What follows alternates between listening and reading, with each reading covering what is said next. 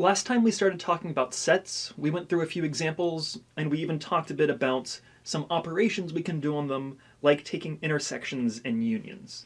This video we're focusing on the relationship between intersections, unions, and complements. Namely, we're talking about De Morgan's laws. So De Morgan's laws are two statements about what happens when you take the complement of an intersection or the complement of a union, and what does this look like? So we're going to go through this actually sort of three reasons as to why this is true. We're going to talk about it using an example in words, we're going to look at some Venn diagrams, and then we'll do a rigorous symbolic proof. Before we get to our first proof of De Morgan's law, I want to talk a little bit more about how the English language or and can actually trip us up here a little bit. So here is a basic example. We've got our set A and our set B. If we're talking about the union of the two sets A and B, what we're thinking of is, well, an element is in this union if it's in A or if it's in B. So we often associate the term union or the operation union to the or statement. Analogously, the intersection is the set of elements that are in both A and B. So if we look at the list of elements that are in A and the list of elements that are in B, and we look at the overlap between these two, well, that's just lowercase a, lowercase b. So this intersection is often associated to the operation and, which are great ways of thinking about it, but we can run into some difficulties if we use the term and in various sort of English language settings. Here's an example of what I mean by that. So let's take A to be our set of math majors and B our set of English majors. Now, if we want the union of these two sets, we want all of the elements that are in set A or in set B. So one way of describing this in words would be saying, this is the set of students who are math majors or English majors, the set of elements that are in A or in B. Right. So similarly, if we structured it in this sort of same way, we can talk about the intersection, which is the set of students who are in A and in B, the set of students who are math majors and English majors, this double major set. Okay. The tricky part comes in when we try to talk about this in maybe a more natural way. So rather than saying the set of students who are math majors or English majors, we might more concisely say math majors and English majors. If we think about describing this set of people, say we had an auditorium full of all of A union B, so everybody who's a math major and everybody who's an English major. So if we wanted to describe the set of people who are in that auditorium, well, it's the math majors and the English majors. So math majors and English majors. The problem is this uses the word and, whereas what we're talking about is a union, which we typically associate to or. The intersection version of this, aka the set of students who are in both categories of math majors and English majors, are those double majors, are the math and English majors. And so this difference between phrasings, really you have to sort of understand the English language to really pick up on the difference between these two things. Both of them use the term and, but its positioning in the sentence is dictating what exactly we're talking about. So this is really just a word of warning that you can't necessarily just stick and an or in there and have it always be correct. We have to pay a little bit of attention to what are the criteria of elements in the set that we're talking about. You sort of want to ask yourself, if I'm talking about elements in this set, in the union, I want it to be the case that everybody, every element, every person, whatever the set is of, every element is in at least one of these two. Whereas if I'm talking about the intersection, these are criteria that we want to check.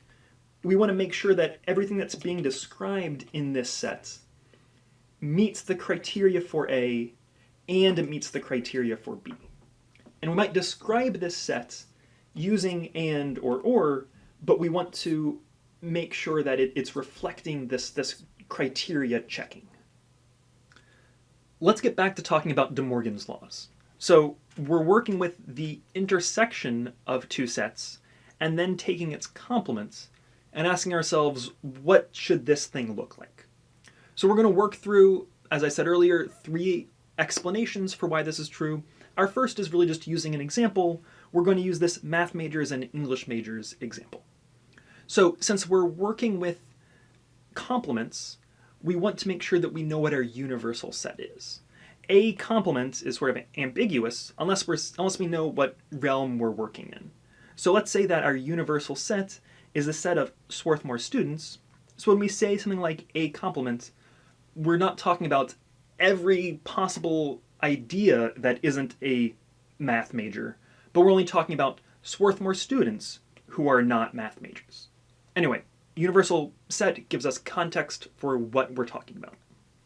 Okay, so A intersect B, as we said a moment ago, is the set of students who are in both of these sets, math majors and English majors. So I'm saying, yeah, these are the double majors.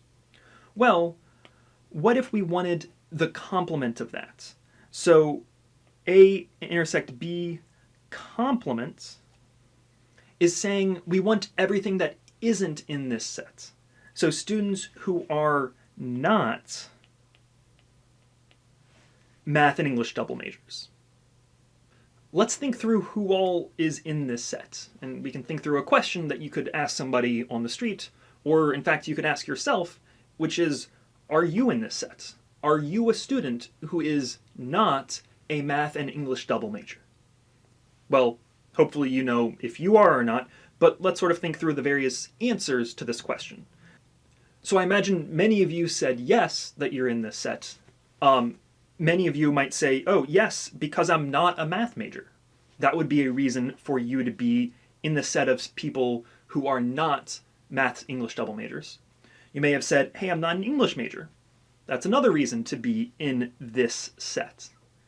You may have said, oh, well, both of them, which, great, cool. You're not a math major and you're not an English major. You're very much in this set.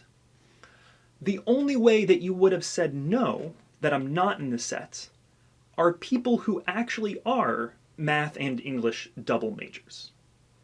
Okay, so let's use this conception of who all is in this set to describe this in another way. So again, let's fill this mental auditorium full of all the people who are in this set, students who are not both math and English double majors.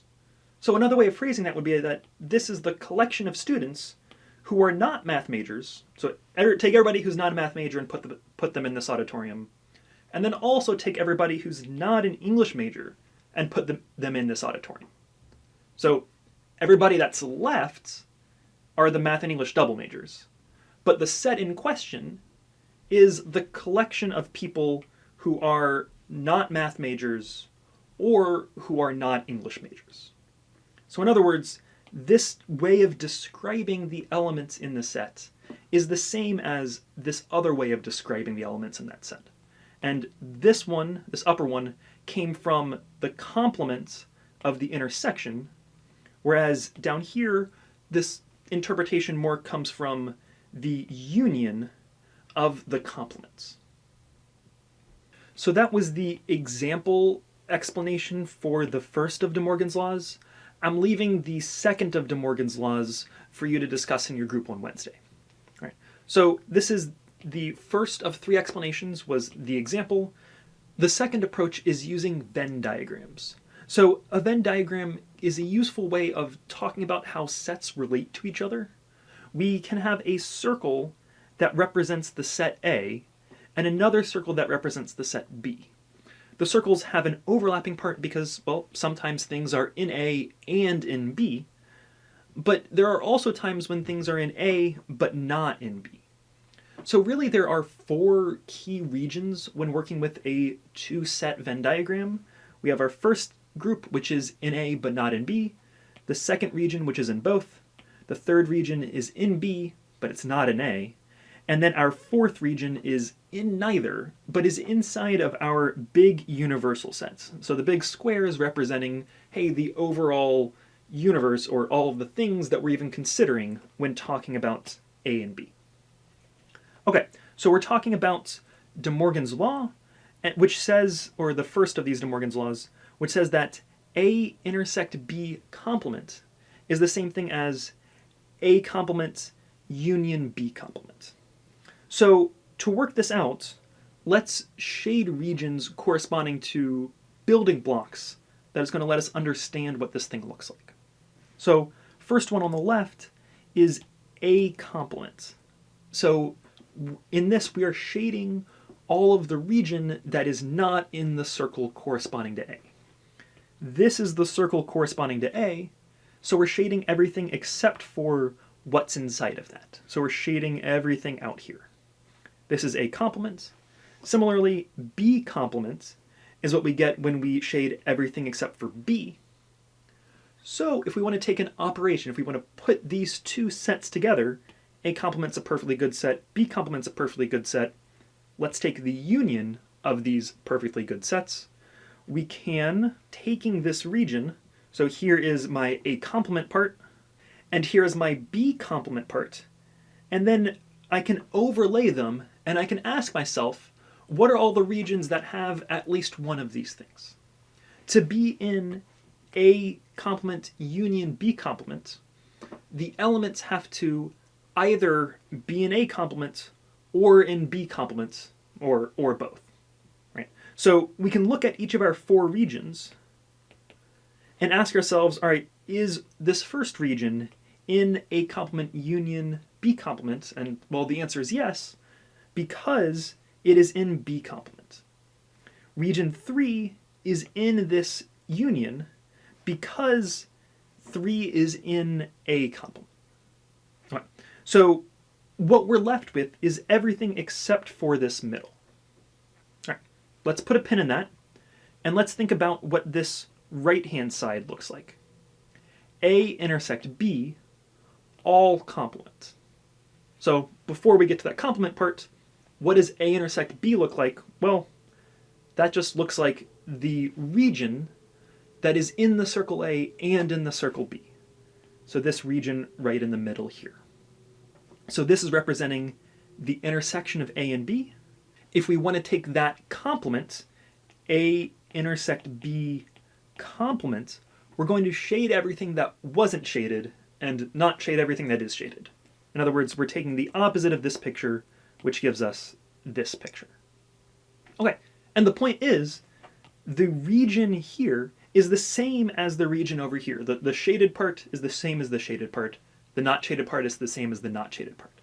In other words, A complement union B complement is talking about the same sets as A intersect B all complement. So again, we're only talking about this one of De Morgan's laws in this video. The other one is for Wednesday. But moving on to our last explanation, which is a more rigorous proof for this same of De Morgan's laws. So the way that we're going to prove this, if we want to prove that two sets are equal, one approach can be that one set is a subset of the other set, and that second set is a subset of the first set. In other words, if we can show that anything in here is also in here, while at the same time anything on this right-hand side is in this left side, then, well, these two must be the same. So we're showing that one set is a subset of the other, and vice versa. If this is true, then, hey, the two sets are actually the same set. All right. The way that we're going to go about this is we're going to take an arbitrary element of this first set and show that it has the properties needed to be in this second set. And then the same type of logic for this other statement. We need to show both of these statements. All right. So first we're showing this first component. We're going to take an arbitrary element, so this is in a sense representing all possible elements of this A intersect B complement set. So X is an arbitrary element of this. In other words, X is not in A intersect B. Well, if it's not in the intersection, then it's not in A or it's not in B. I mean, or both. but it's at least one of these things. It's either not in A, it's not in B. So put another way, x is in the complement of A, or x is in the complement of B. So putting these things together, x is in the union of the complement of A and the complement of B. In other words, if x is an arbitrary element of this thing, A intersect B complement, then it must also be the case that it's an element of A complement union B complement. All right, so that's the first half of this. We took an arbitrary element in this left piece and showed that it has to be in the right piece.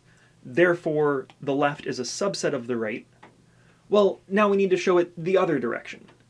To do the second part, we take an x, an arbitrary element of the union of A complement and B complement, and using basically the same logic as before, we show that that x is in the complement of A intersect B. I want to point out that this type of proof is actually pretty common for showing that two sets are the same. Really, we're showing that being an element of one thing is really the same thing as being an element of the other thing. Anyway, our conclusion is that these two sets are the same, so QED. In other words, we have proven this first of De Morgan's laws.